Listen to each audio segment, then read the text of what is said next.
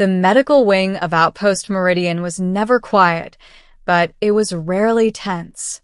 The station sat at the crossroads of 3 major trade routes, serving as a neutral haven where humans and alien species coexisted out of necessity rather than trust.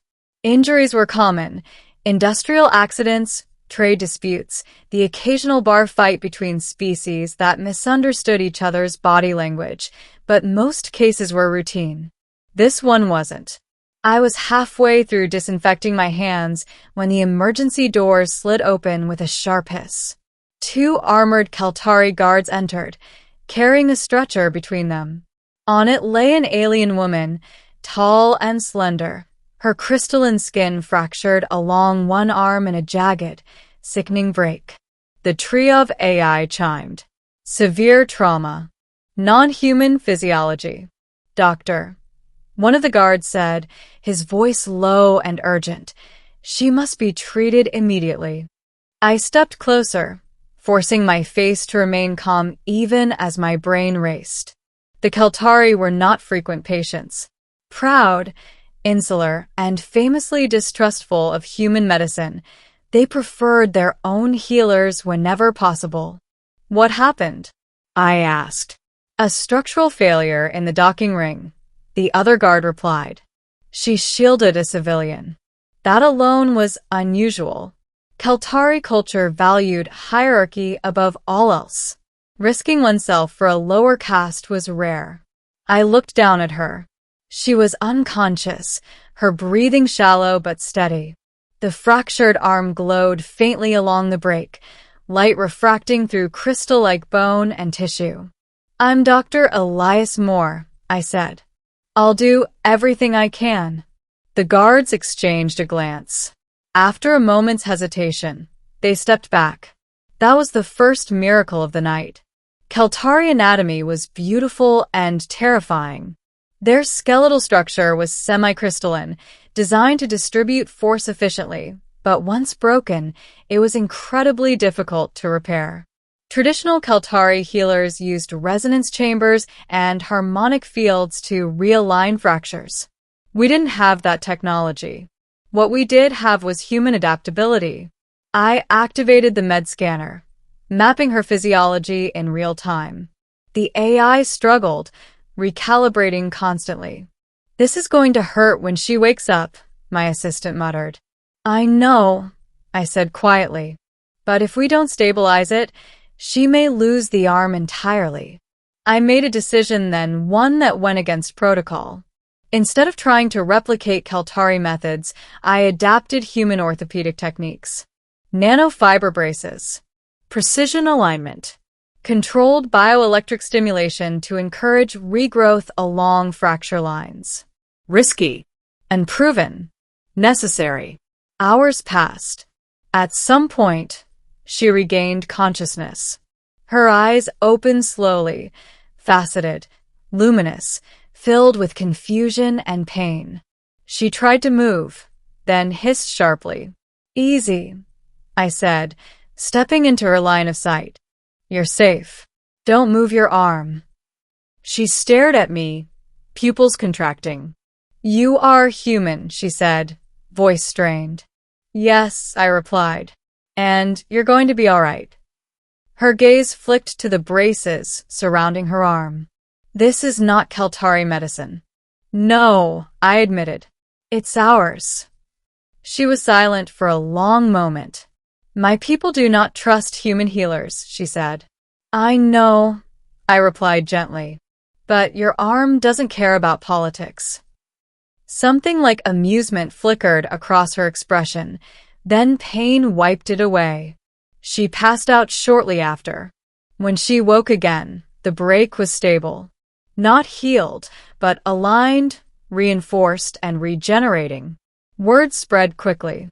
By the next cycle, the medical wing was crowded with curious onlookers, station personnel, traders, even a few Keltari elders who watched from a distance, their expressions unreadable.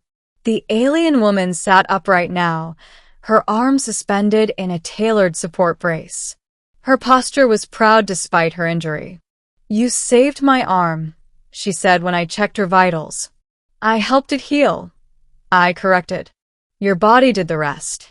She studied me carefully. My name is Celira of the third facet. Elias Moore, I said again. Just a doctor. In my culture, she said, a healer who restores what was broken earns a life debt. I paused. That's not necessary. She tilted her head. You misunderstand. I do not owe you obedience. I owe you acknowledgement. Over the next few days, her recovery exceeded expectations. The nanofibers integrated seamlessly with her crystalline structure. The fracture lines faded, leaving only faint refractions beneath the skin. Keltari observers whispered among themselves. Human medicine had done what theirs could not, quickly, efficiently, without ritual. On the 5th day, Celira requested to leave the medical wing. She's still healing, my assistant warned. She's Keltari, I replied. Telling her to rest will only make her restless. That evening, she asked me to walk with her through the station's observation corridor. Stars drifted past the wide viewport, distant and cold. You altered your methods for me, she said. Why? I considered the question. Because medicine isn't about doing what's familiar. It's about doing what works. She nodded slowly. Your species adapts rapidly. Survival habit, I said. She stopped walking and turned to face me fully. When I fell, she said, I believed my arm was lost. Among my people, such an injury ends one's advancement. I would have been reassigned. Forgotten. And now? I asked. Now, she said softly, I will return stronger. I smiled. Glad to hear it. 3 days later, the unexpected happened. A formal Keltari delegation arrived at Outpost Meridian, an event that triggered every security protocol the station had. Their arrival was silent, ceremonial, and unmistakably important. I was summoned to the central assembly hall. Celira stood at its center, no longer wearing medical supports. Her arm gleamed, fully healed. Elders surrounded her, their faceted crests reflecting the overhead lights. This human, one elder intoned, gesturing toward me, has performed a deed without precedent.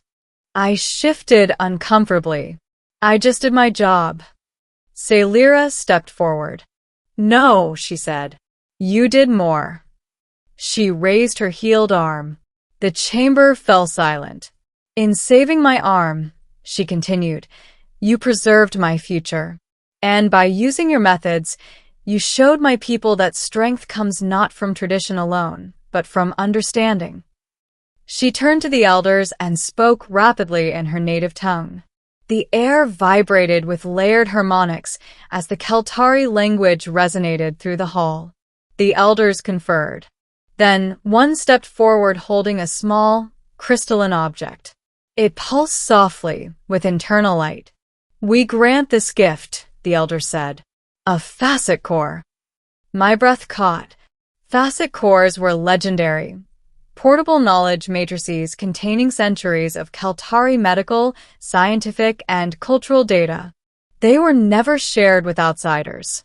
This is too much, I said quietly. Celira met my eyes. You gave without asking, she said. Now receive without refusing.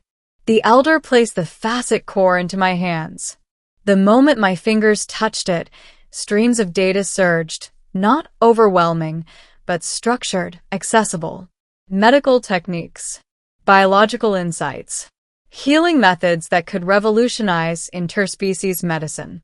The chamber erupted in murmurs. Human doctors stared in disbelief. Keltari observers bowed their heads. After the ceremony, Celira approached me privately.